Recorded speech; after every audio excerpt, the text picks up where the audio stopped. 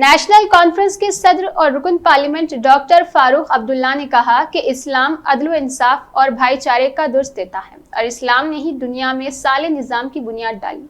انہوں نے کہا کہ عالم اسلام کو اس وقت زبردست چیلنجوں کا سامنا ہے اور ان چیلنجوں کا مقابلہ صرف اور صرف اتحاد میں ہی کیا جا سکتا ہے۔ جس قسم کی سازشیں مسلمانوں کے خلاف رچائی جا رہی ہے ان کا توڑ صرف اور صرف متحد ہو کر ہی ممکن ہے۔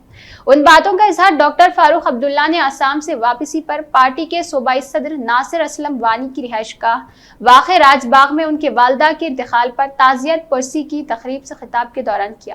انہوں نے کہا کہ موجودہ حالات اس بات کے متقاضی ہے کہ ہم سب متحد ہو کر ان سازشوں اور مذموموں منصوبوں کو ناکام بنائیں جو ہمیں لسانی، علاقائی اور مذہبی بنیادوں پر تقسیم کرنے کے لیے رچائے جا رہے۔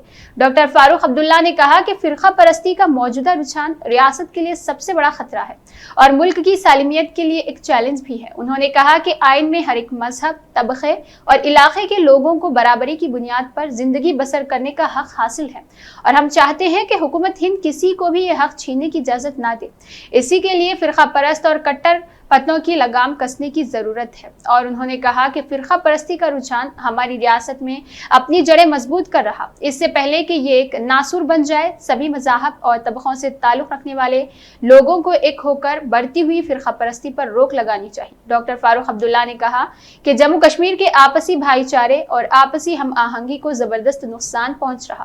نیشنل کانفرنس نے ہمیشہ ہند اور مسلم اور سکھ اتحاد کے علم کو فیروزہ رکھنے کے لیے عظیم قربانیاں دیتی آئی ہے اور آج بھی یہ جماعت ریاست کی وحدت اور رواداری قائم و دائم رکھنے کے لیے کام کر رہی ہے۔